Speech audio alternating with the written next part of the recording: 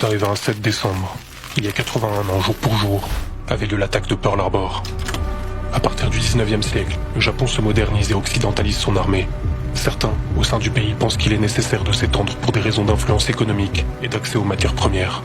Cet expansionnisme se manifeste avec l'annexion de l'île de Formose et de la Corée, puis des possessions allemandes d'Extrême-Orient durant la Première Guerre mondiale, ainsi que de nombreux territoires chinois après la guerre.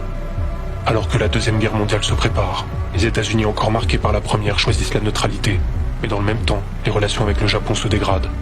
En 1940, l'Empire nippon signe le pacte tripartite et s'allie donc à l'Allemagne et l'Italie, puis profite de la défaite rapide de la France pour mettre un pied en Indochine. S'ensuit un embargo des pays alliés vis-à-vis du Japon sur le pétrole et l'acier, ce qui réduit de 90% les approvisionnements de pétrole du pays du soleil levant.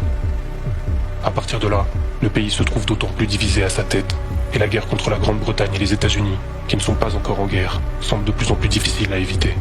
Le haut commandement japonais prépare alors une attaque surprise contre les Américains, visant à détruire leur flotte du Pacifique et s'octroyer la possibilité de continuer à y étendre sa sphère d'influence. L'attaque menée par le général Hideki Tojo est lancée le 7 décembre 1941.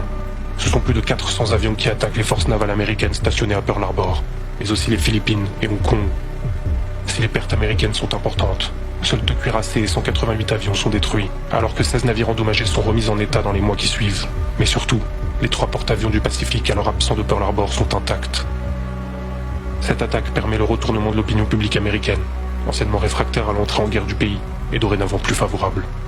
Ainsi, les États-Unis entrent dans le conflit mondial, ce qui permettra de faire pencher la balance du côté des Alliés dans une guerre totale, qui durera encore plus de 2 ans, faisant une quantité de morts colossale.